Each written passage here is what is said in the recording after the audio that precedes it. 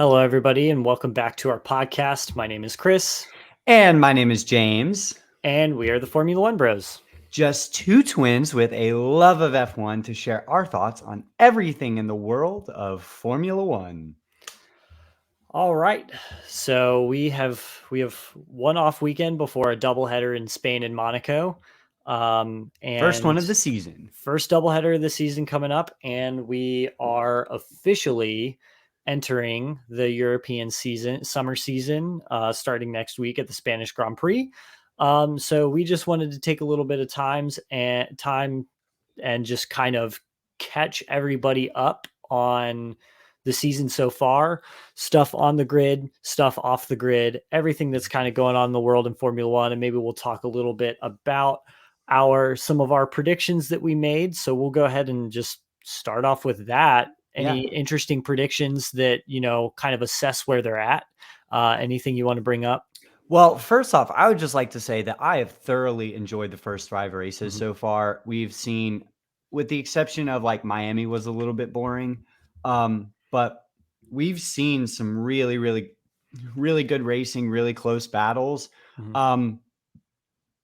Like, for example, between Max and Charles, especially in the first two races. That was, oh my gosh, that was awesome. The racing seems a lot better this year with the new regulations.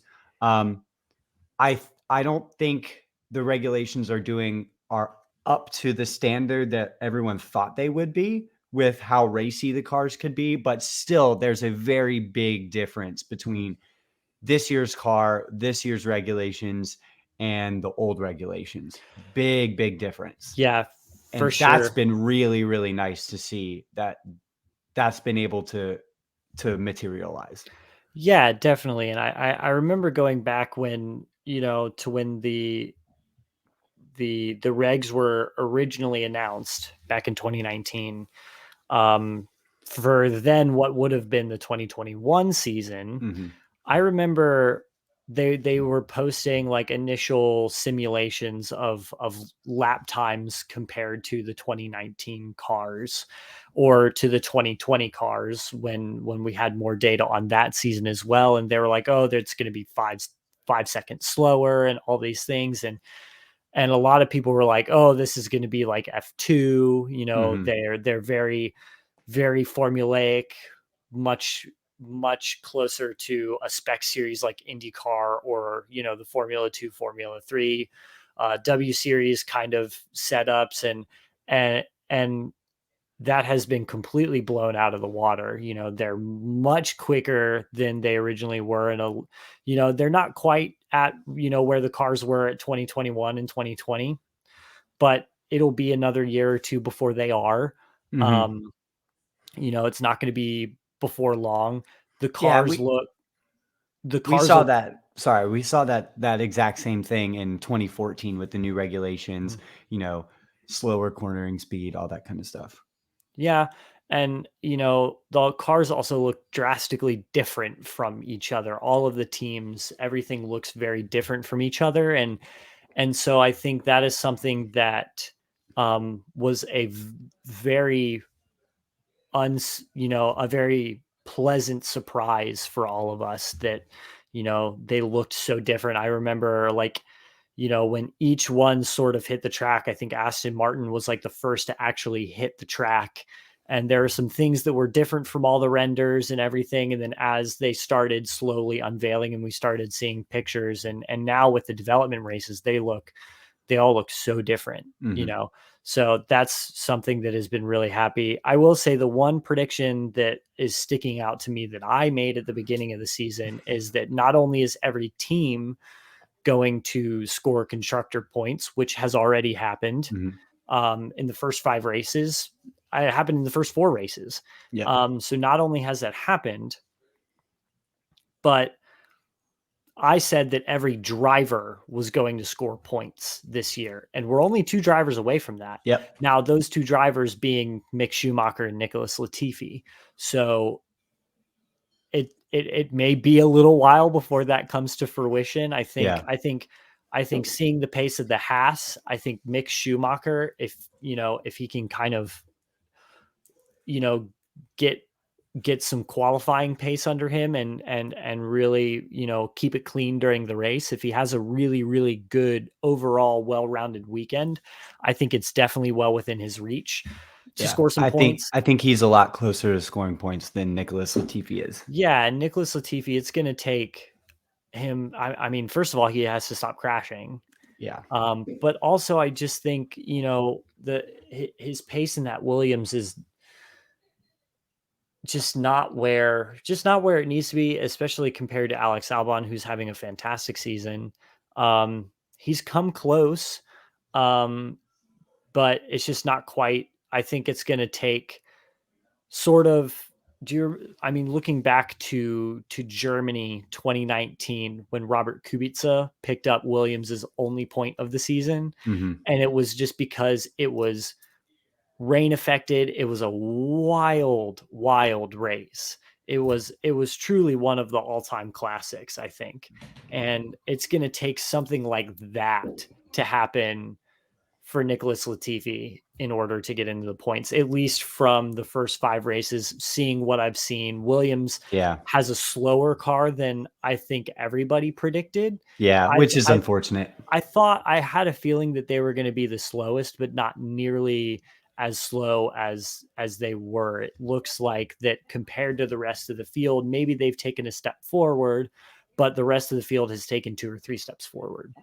Yeah. So yeah, it's unfortunate the place that Williams finds themselves in. So I think it's going to take a little bit more for Nicholas Latifi to score some points, but we're only 5 races into at the moment 22 race season. So we Yeah. have a long time to go. Yeah. One thing I'd say I'm very proud that I predicted. Um, I said it would look like it was going to be a dogfight between Ferrari and Red Bull, and so Mm-hmm. far it has been. Yep. So, granted, that was pretty obvious through Mm-hmm. testing that those are the two strongest teams. But Yep. yeah, Max and Charles leading the way. Red Bull or Yeah. Ferrari still has the hold of the constructors, and with Charles still leading the championship, but it's a close fight between the two. I also very sad that I made the prediction that McLaren would be third. So far that I'm sad, but I'm also very pleasantly surprised after Mm-hmm. how horrible winter testing was that is actually Mercedes. So Yeah. really good on Mercedes. Yeah. Um, so that was a prediction. Also, I predicted Haas was going to be a lot better. I said they were going to be the heartbreakers of the midfield. They've had a very up and down Mm-hmm. season, so I wouldn't quite say that they're heartbreakers yet, but they are doing so Mm-hmm. good this year compared to where they were last year. Oh my gosh.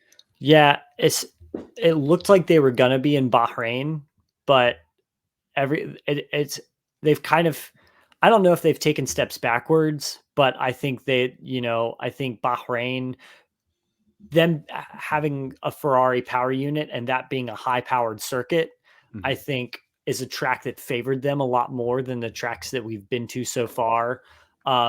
Saudi Arabia looked like they favored them a little bit too with the long straights, but certainly not Imola or Australia or Miami. So Mhm. uh, I think it'll take. I think the thing with the midfield is I'm still gonna need a couple races. Like once we get through Spain and Monaco and Azerbaijan, I think that's gonna Mhm. be when we will a little bit more see sort of where all the chips are starting to fall. I think just in general, as where my predictions stand, it was a misunderstanding that I think the Mercedes powered teams were slower than I thought that they were going to be. Like I had Aston Martin being one of the top teams, I believe.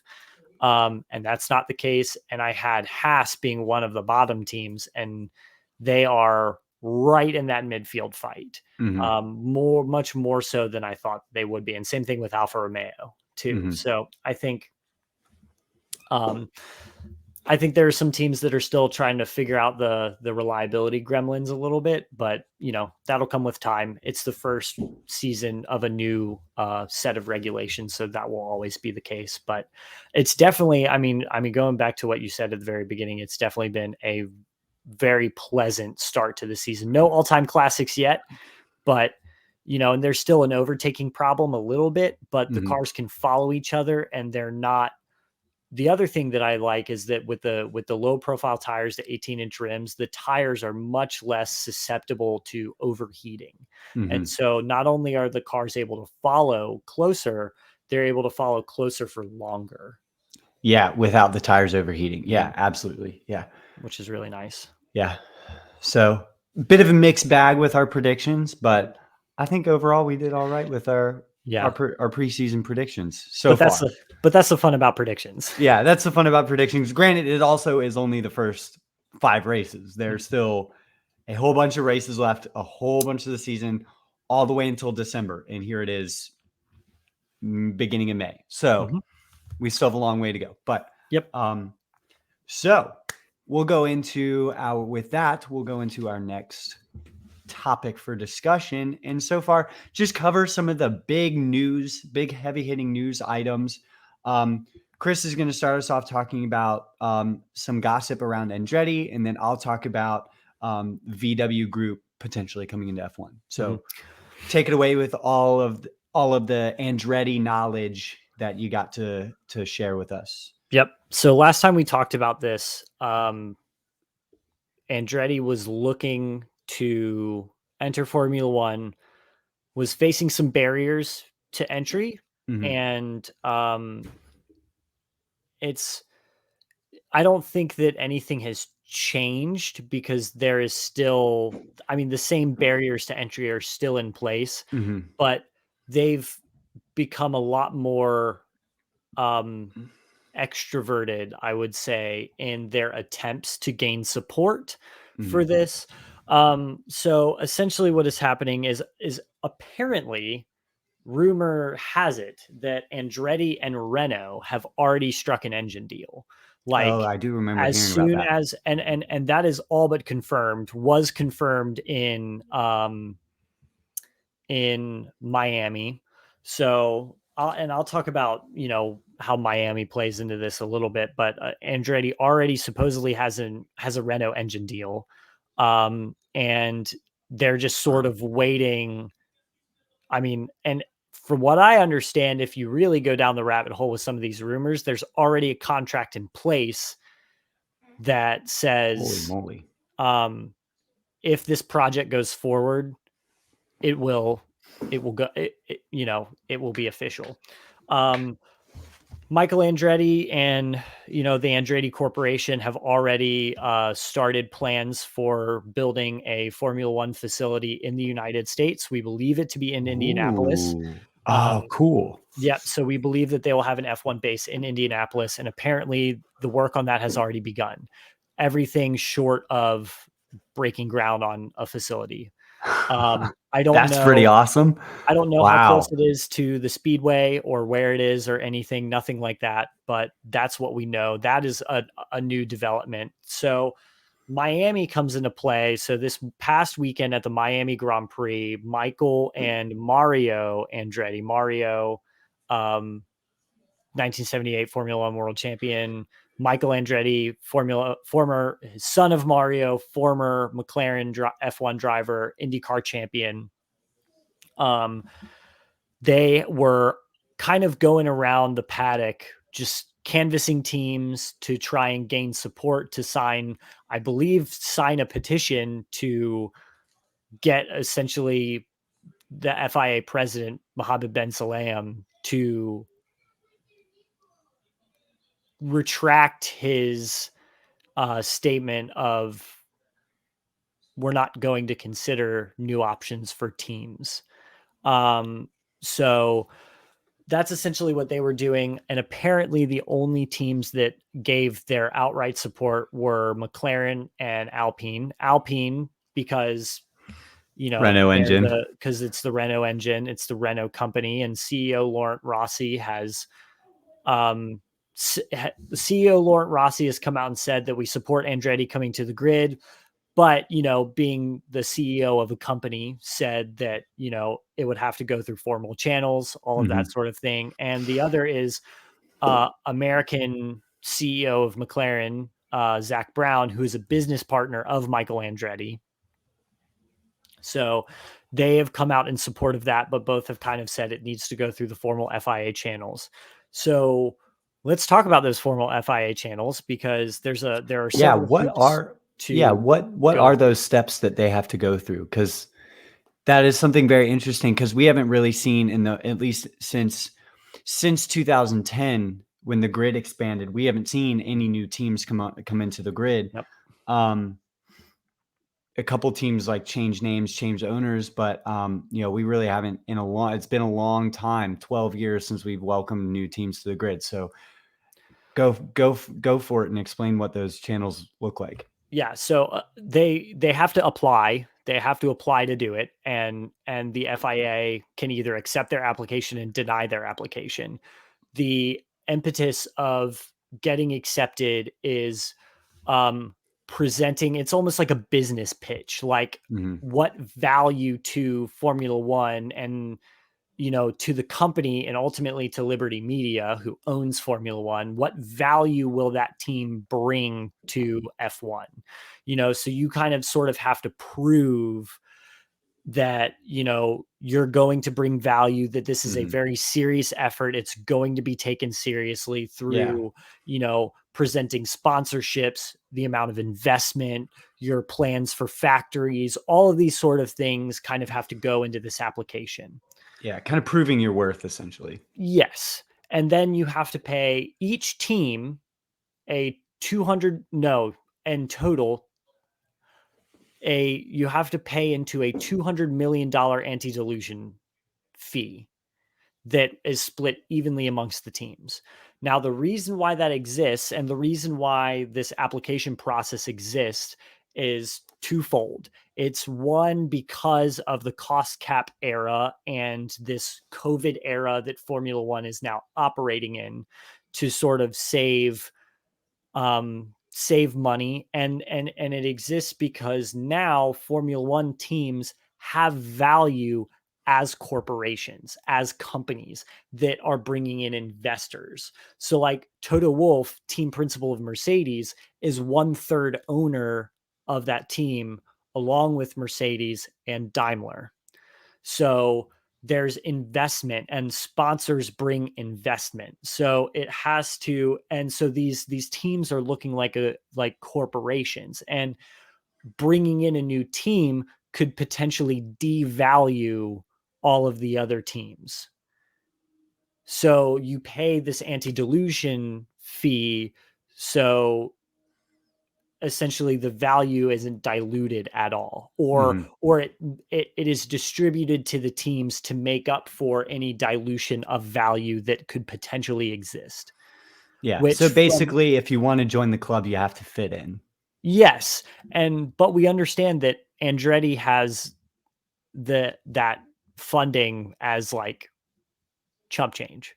Like, Yeah, they could throw that money at the FIA, and yeah, the it's fact like one of us spending like $2 to buy a candy bar. Yep, that's exactly sort of what it is, and that the reason why we believe that to be so is the fact that they already have plans for an F1 factory, and they already have a Renault engine deal. So they are Which I'm not already surprised with um how important the Andretti name is to motorsport, not only in the United States but around the world. I'm That's not surprising at all yeah. that they have that kind of money. So they already have the ability to pay Renault to be a customer of their company, and they already have all of the budget set aside to break ground as soon as the application is approved. So the other thing is they have to have support from all 10 teams, and they do not have that. And the other barrier to entry is Mohammed Ben Sulayem, the president of the FIA, has essentially said and is firm on his stance that um, Formula One are not considering new team entries at the moment. And we believe that to be, Which again, I for know I've this. already said this, but I think that's so ridiculously dumb. Yes. It is, but he's protecting the current teams as companies Mhm. in a cost saving era of COVID. Mhm. So it's unclear as to when or if that stance will change. So those are sort of all of the barriers that exist for Andretti, but just more and more news is coming out that this is becoming increasingly more likely. And as to the point where at least I believe that as soon as this is considered, boom, we're going to have an 11th team on the grid, which Mhm. I think having an 11th team on the grid is 100% great for Formula One. We need Oh, it. yeah. And it's not going to be like when Virgin and HRT and all Lotus. the and Lotus came into the grid in 2012 and just sat at the back. They did nothing, added nothing to Formula One, and then they were gone within 2 years. Mhm. So, it's not going to be like that. This is a very serious venture. Andretti already has teams in Extreme E, Formula E, um, so many other IndyCar, chief IndyCar, among yeah. them. And when their Extreme E team came online, they rebranded the team to Andretti Global. And Mhm. so the last piece of that puzzle of the Andretti Global puzzle is a Formula One team. Mhm. And so it's very much like McLaren at this point, where it's just one piece of the puzzle that they are very serious about and can manage easily. I mean, Mhm. Andretti as an IndyCar team is one of the most successful IndyCar teams in the sport's history. Mhm. So, They definitely have the ability to mhm. achieve greatness in the sport. So, Yeah, absolutely. And I think it would be great to see, and like you said, it would just be so good to see a fresh team come in. I think yep, it'd be cool, shake things up. yeah, it's definitely needed. And especially considering they're so committed to the it being a truly 100% American based Formula Hmm. One team, which Yeah. Haas is the grid's American Formula One team, which is great, but they don't have a base. Their main F1 base is not in it's not in the US, it's in Hmm. the UK. Hmm. So it would be that thing. I think it's going to be another opportunity for to have Colton Herta join the grid, which I think Colton Herta is going to be America's next Formula One driver. I mean, Hmm. even just today, watching the Indy Grand Prix, race one of the Indy Grand Prix, he was driving through the S's in the on the track, and it was starting to drizzle. He was on slicks, went through a right hander. The car slid, was in full opposite lock, and just slid around the corner and saved it, going to the back straight. Very much Max Verstappen 2016 Brazil in the wet. Like, same thing. He won the race, and he won the freaking race. And so Colton Herta is incredibly talented. There have been talks about trying to get Colton Herta into F1 for the better part of a year now. Hmm. So I think I also just want to see this Andretti F1 team to get Colton Herta a seat in Formula One, because he, out of any other IndyCar driver at the moment, deserves it. Yeah, absolutely. Absolutely. Now, speaking of potential teams joining the grid, also the VW group, Porsche and Audi, have been in talks about getting into Formula One as well in various capacities, with Porsche potentially. Now, all of this would be, at least for the VW group. I'm not sure about Andretti, but for the VW group, they are targeting the 2026 season as their entry into F1. Granted, if they get the FIA's stamp of approval on that, but if they do, they're targeting 2026. Now, why 2026? Well, I'll tell you. 2026 is the next set of major regulation changes, especially power unit regulation changes. Um, so the engine is going to be completely reworked. I think they're getting rid of the MGUH Mm-hmm. altogether. So complete remapping of the power units. I'm sure aero and technical regulations will also change as well. So that's why the VW group is citing 2026 as their potential entry into F1. Porsche specifically is in talks because with Red Bull to power Red Bull's cars, because Red Bull are now owners of their engines are now Red Bull powertrain, um, which was taken over from Honda. When Honda pulled out, Red Bull took over the engine, the power unit project, and rebranded that as Red Bull Power Unit, or Red Bull Powertrain. So Porsche is in talks with Red Bull about potentially powering Red Bull starting in 2026. The other one, Audi, is either, I think Audi coming into F1 is twofold. One, their goal is to either acquire a team or field a team. So be their own Audi F1 team. And they are also in talks with McLaren as potential power unit partners starting in 2026 as well.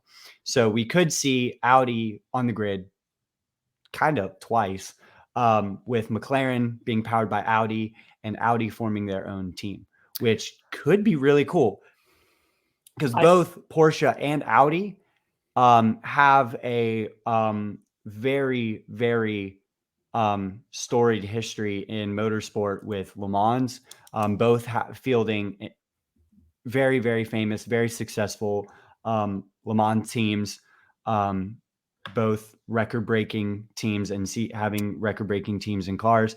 So I don't think that would be I think that would be something that would be really, really cool to see them enter into the world of Formula One, knowing how successful they've been in other arenas in motorsport. Yeah. The Audi one is really interesting because they want something more than an engine deal. And so from what I understand, their partnership with McLaren is buying into ownership of the team, not necessarily powering them, but obviously powering them with a power unit, but also buying into the team so that they have a partial or full ownership of that team.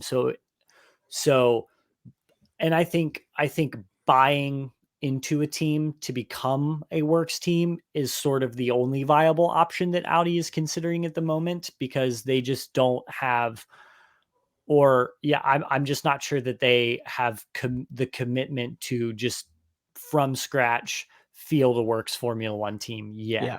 So, and we've seen that with works teams that have bought into the sport before. We just saw that with Mercedes. Mercedes essentially they bought Braun GP from Ross Braun to become Mercedes. And that was sort of all of the fallout from Honda pulling out amid the 2008 financial crisis.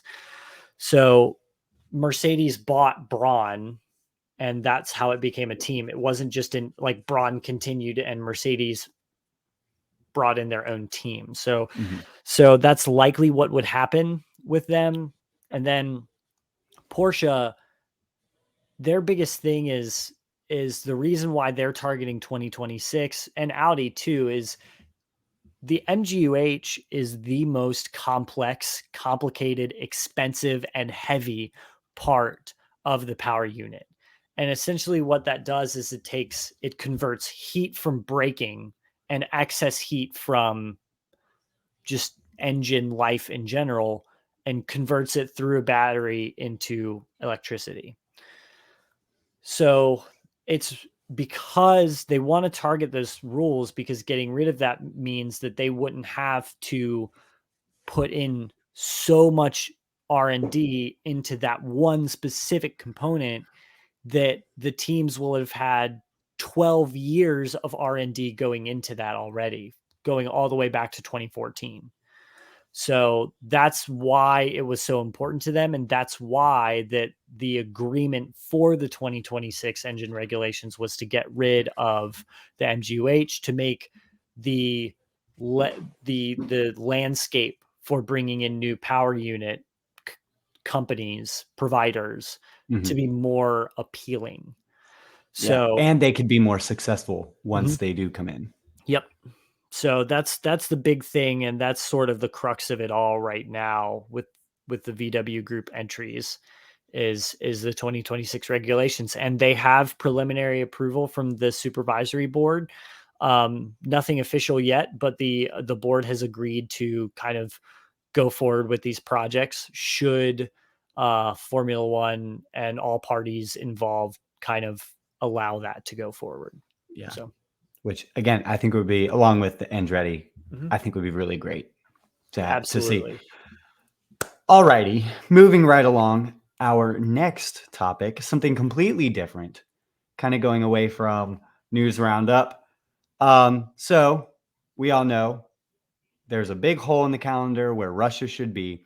So I would like to talk about, or we would like to talk about, what tracks in our perfect world, what are some tracks that we would like to see replace Russia, regardless of whether or not it's feasible. But in our perfect world, if we were to have our way, if the Formula One bros could have our way, which doubtful, um, what tracks would we like to see?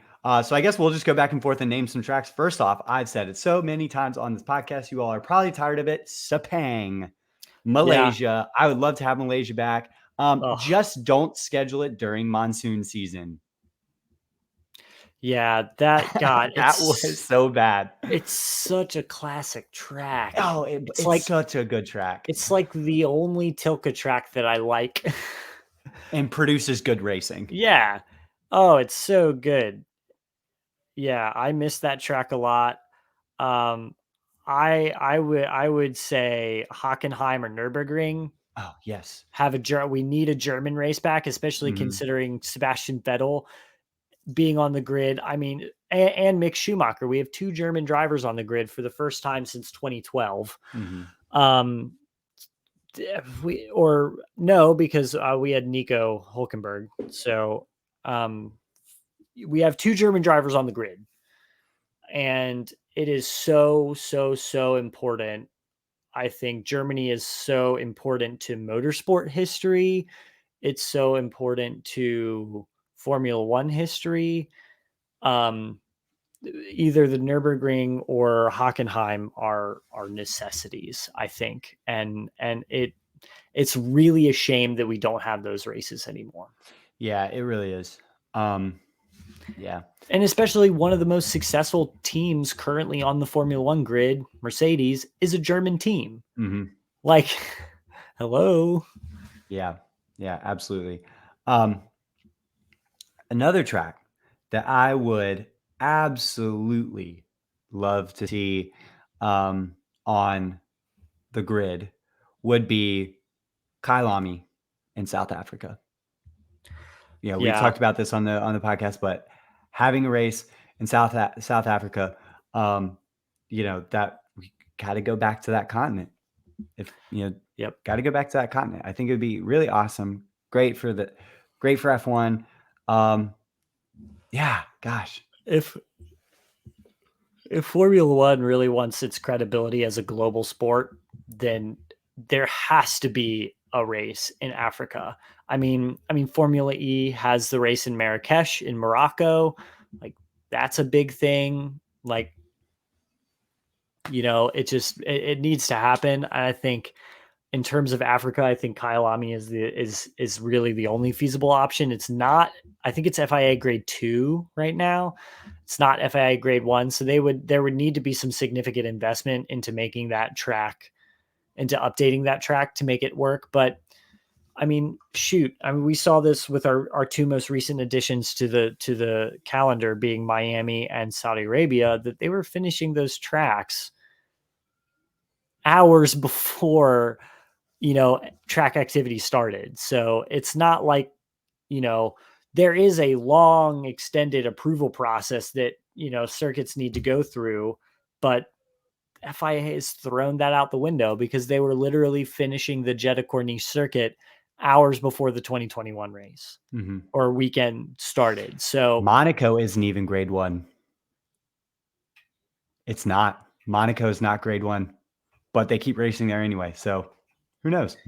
yeah, Kyalami is needed. Gosh, I'm trying to think of some others. I mean, those are the big ones. I think it would be cool to go back to I'm blanking on the name, but the Japanese Fuji. Fuji would be another one. I also would love to see the New Delhi circuit back. India. Indian Grand Prix. That's a really cool track. It's just a really cool track. And I know when they were racing there, this is another track. I know when they were racing there, it wasn't always the best.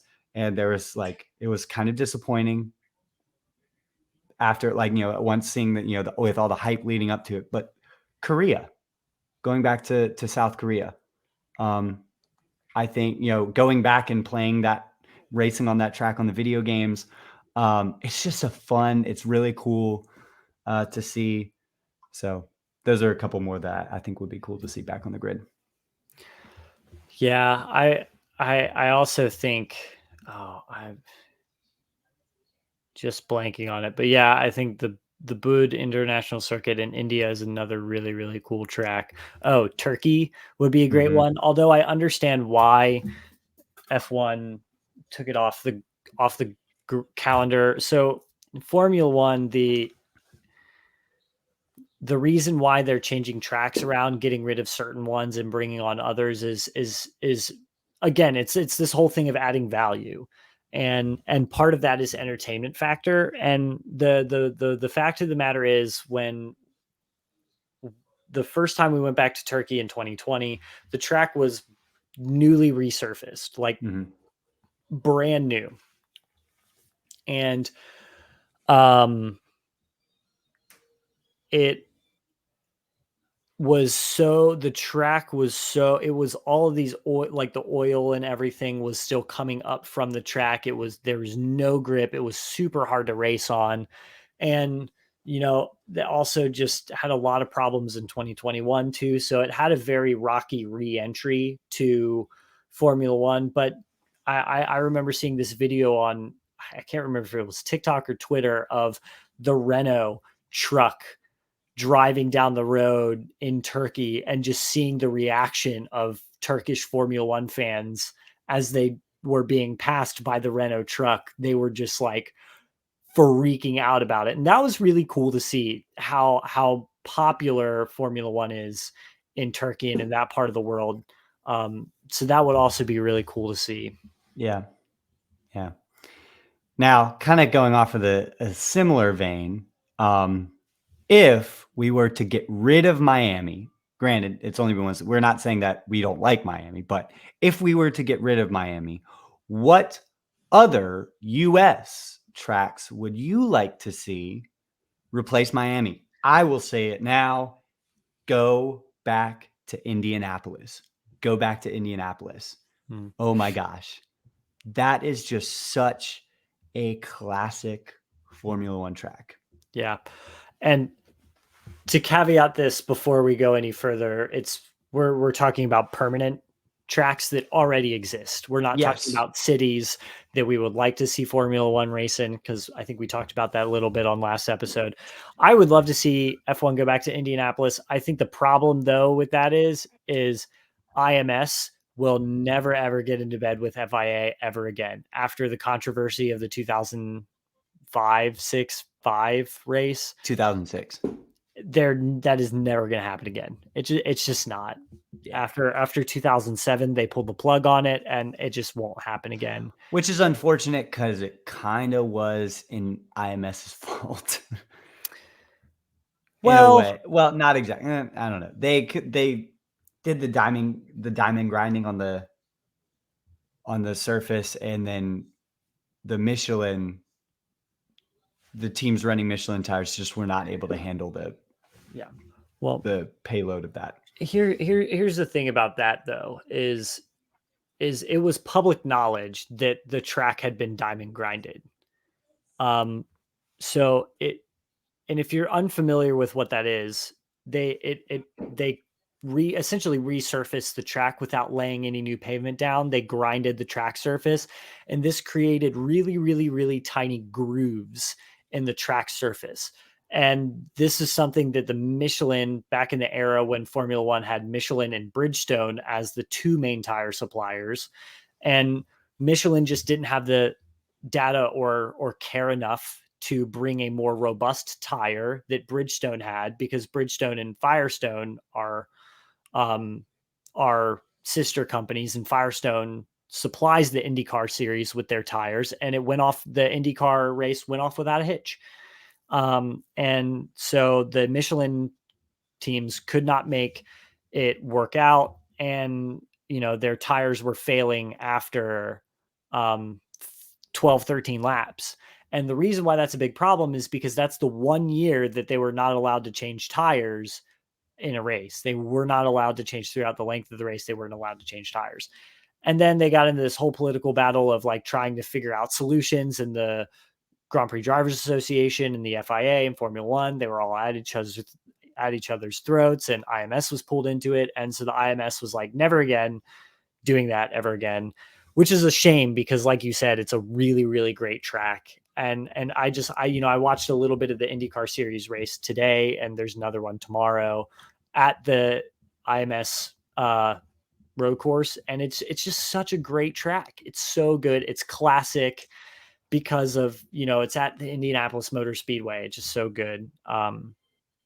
The one that I would love to see is either, or one that I just bring up, one is Laguna Seca. Yeah, that's a pretty cool track. WeatherTech Raceway, Laguna Seca. Could you imagine Formula One cars going through the corkscrew? That would just be Oh man. so cool. Oh, that would be Could awesome. you imagine? That would be amazing. Oh, that could be so It's such cool. a great track. The track layout is great. It's challenging. There's a lot in it.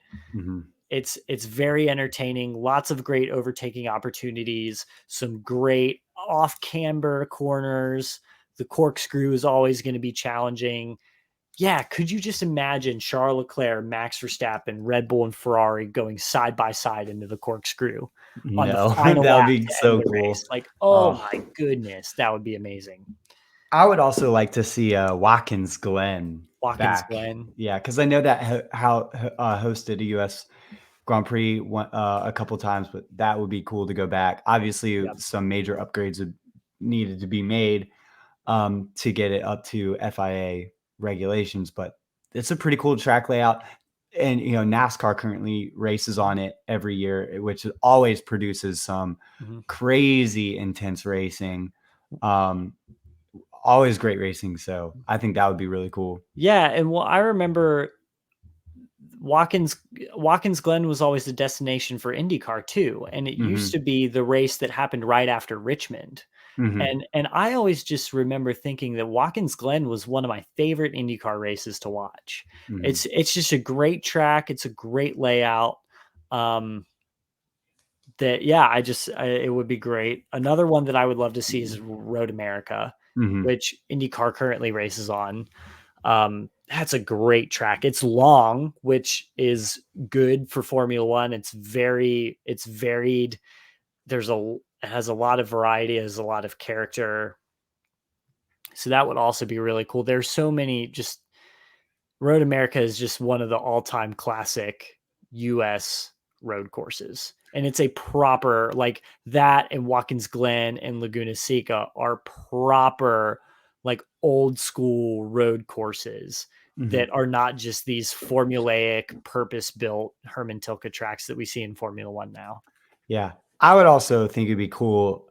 Um, Picture this: the Daytona 24-hour endurance layout around through Yeah, Daytona. Can you imagine Formula One cars going around that final like 30 the degree high bank. banked, the high bank Yeah. corner?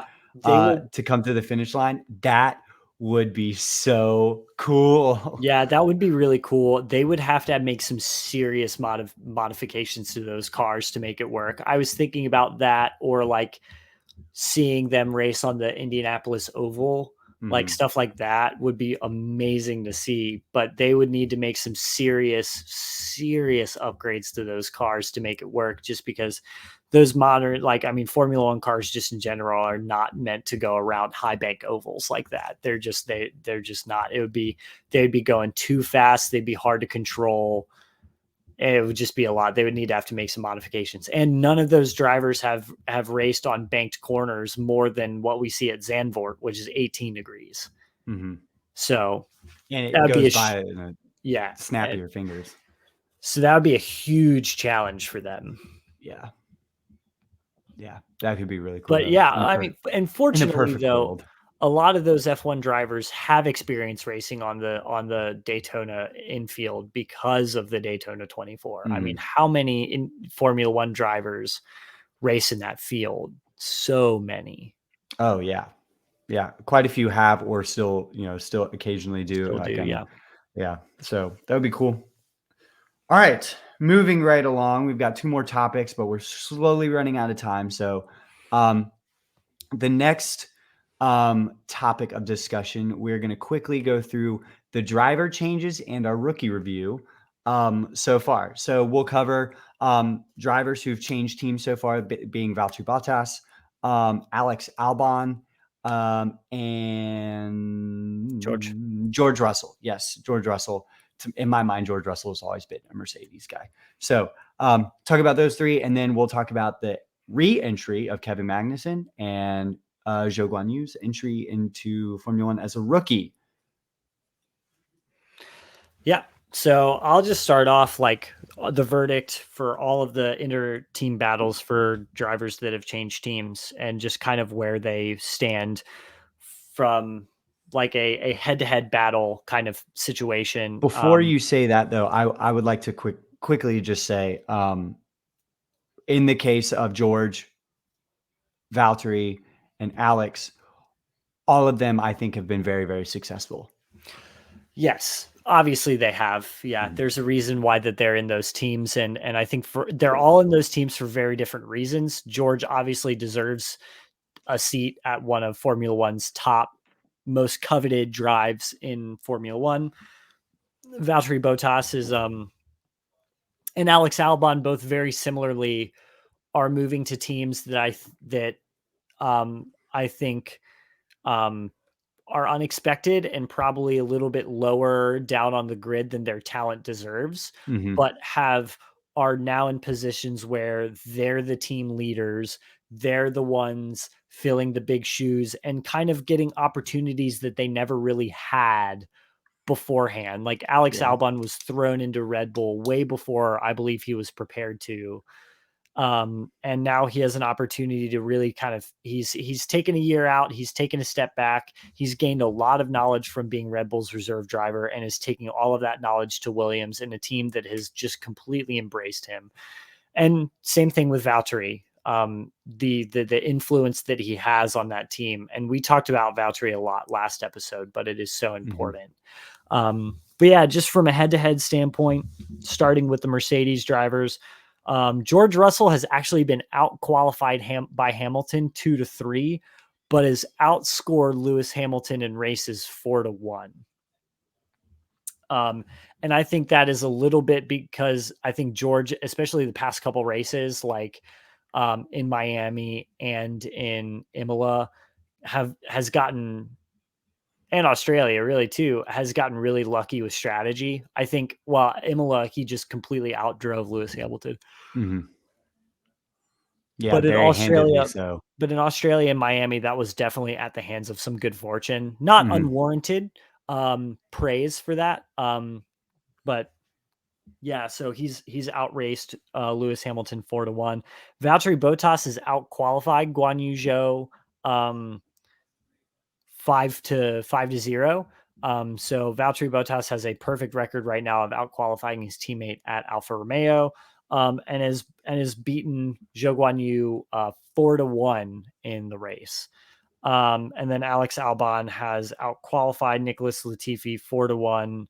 And that was because in Miami, he didn't put in any laps. So Latifi technically outqualified Albon, but Albon has outscored Nicholas Latifi 5-0. So all in all, especially Valtteri Bottas and Alex Albon, very, very successful. And I would say for George Russell, I think he still has a little bit of work to do in qualifying. And the only reason why I say that is because he's going up against Lewis Hamilton, who is probably one of the best qualifiers ever. Yeah. Like right up there with, like, some of his laps are right up there with Ayrton Senna's. Like Oh, yeah. one of the all-time great qualifiers. So George Russell having outqualified Lewis Hamilton twice on the season in 5 races, I would consider that successful for him. And has just had really good race pace. I think just has really good race pace, has gotten lucky a couple times. So he's ahead by virtue of that. But yeah, all in all, I rate those driver changes very highly so far, and they're all successful in their own ways. Yeah. Yeah, absolutely. They've all been very, very great this year. I've been especially impressed with Valtteri Bottas so far. Like, oh my gosh. Yeah.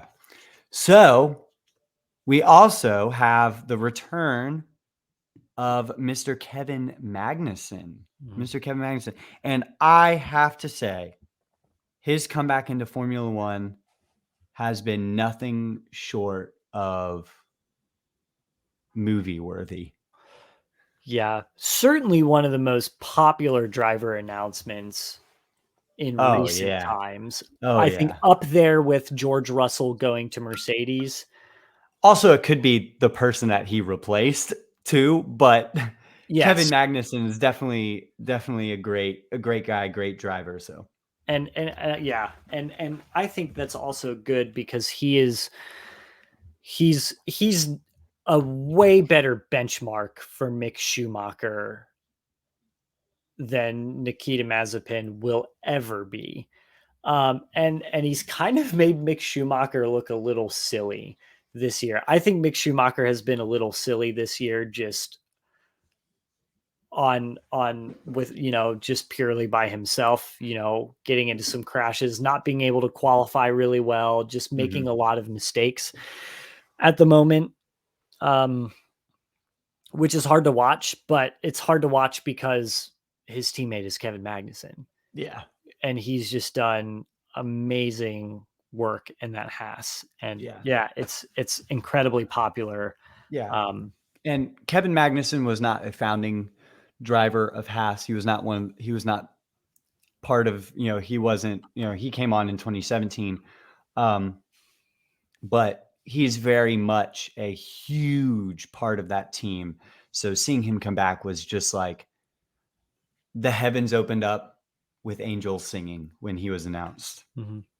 yeah, and especially I think amongst the American Formula One fan community, like, it's brought a lot of pride back to Haas for us. Like, Mhm. there's this thing going around Twitter and TikTok. It's like all aboard the Haas hype train. And that's purely because Kevin Magnussen has been such a great addition for that team and incredibly popular. So there's a lot of pride in that team. And I think there was not a lot of pride in that team because of its handling with, bringing on Nikita and Dmitry Mazepin and the Eurocali company. And there's just, Haas lost a lot of credibility. And when it dumped Eurocali and the Mazepins and brought back Kevin Magnussen, it gained every ounce of credibility back, especially in Oh, American yes. eyes. In a very big So, way. and yeah, in a huge way. And I will even say, I mean, I'm diehard Ferrari fan until I die, but I've been so blown away and impressed with Haas this year that they've made a huge fan out of me. Yeah. So, Yep. And the last guy we'll talk about in this section is Zhou Guanyu. What are your thoughts on the only rookie on the grid this year? I mean, he did what, He did what Tsunoda did, points on his debut, which is always going to be impressive. Mhm. Um, he was not my first pick for that seat at Alfa Romeo. My first Yeah. pick would have been Oscar Piastri. Mhm. And a lot of questions were surrounding Zhou Guanyu as to like, oh, he's just here for the money, yada, yada, yada. And first of all, I just have to say, I think Zhou Guanyu has earned his spot on the grid. I think any times where he hasn't finished or has had, misfortunes, it's just because that car is fast, but it's not reliable. Yeah, he's had several retirements. Um, Like George going up against Hamilton, mhm. he's it's going to take a long time for him to be able to be on Valtteri's level especially when it comes to qualifying pace. Like Valtteri is one of the best qualifiers on the grid right now. So there's just no way that Zhou Guanyu is going to get close. So I think overall he's definitely earned his spot on the grid, and you can tell how much it meant to him and how heavy those pay driver comments weighed on him when he scored points on his debut and broke down.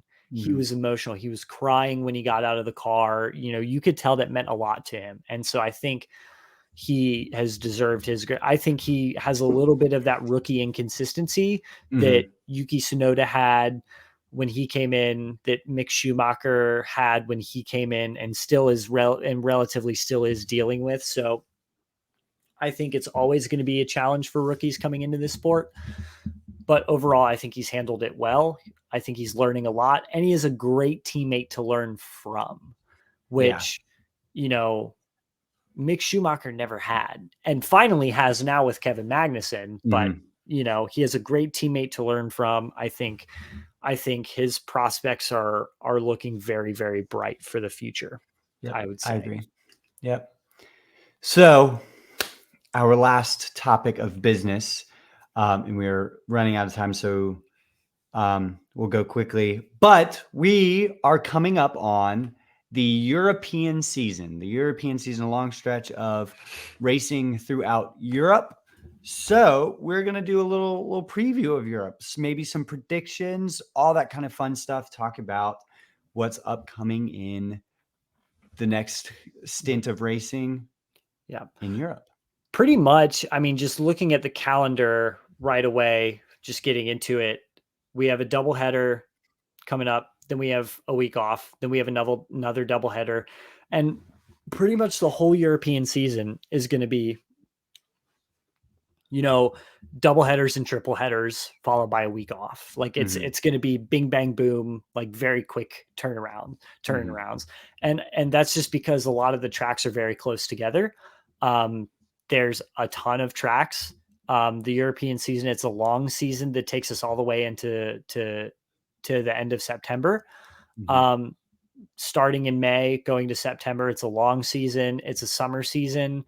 Um, we have some, I mean, they're just some of the most all time classic tracks we have coming up. I'm just mhm. thinking, Monaco, Baku is becoming a great instant classic in the Formula One that always offers up some great races. Um, tracks like Spa and Monza and Hungary, and we just have some really Silverstone. Silverstone, some big staples in the F1 community, or in the F1 calendar that I'm very much looking forward to. I think with the new regulations, the circuits that I'm most looking forward to that already have great overtaking potential and have provided great races. Now, just looking at what we have with the regulations, I'm really looking forward to Baku. I'm Mhm, really looking forward to the high powered circuits like Monza and Spa. I'm looking forward to Silverstone because the British Grand Prix the past couple of years has had some great races. And I'm looking forward to see how these regulations handle tracks that maybe it's harder to overtake on, like the Hungaroring. So it's a lot of races that I think are going to be very telling for us. But immediately looking ahead, 1 week from now, we have the Spanish Grand Prix, which is most notorious for providing us the most boring races ever. Mhm. Not only because of the track layout, but I also think because that is the traditional, or has been at least since 2010, the traditional preseason testing location for Formula One. And now this year it was split between there and Bahrain. So the teams have just so much data collected on that track that it's a procession that ends up just being a tire strategy battle, which is just super boring. So I think if we manage to have any ounce of interestingness when it comes to the Spanish Grand Prix, I think we can put the stamp of approval on the 2022 regulations that they have been successful. Yeah. And I'm also really looking forward to see what Ferrari can do with these supposedly very big upgrades that they're coming to Spain with. Mhm. Um, That are so, worth up to 0.3 to a half a second per lap. oh, so wow, yeah. So they could potentially uh, flip the momentum back into their court. Yeah, and getting into the European season means we're getting into the meat of the season. So we're really going to start looking at how the teams are developing. A lot of trends are going to start to reveal themselves over the next couple weeks, over probably the next month or so.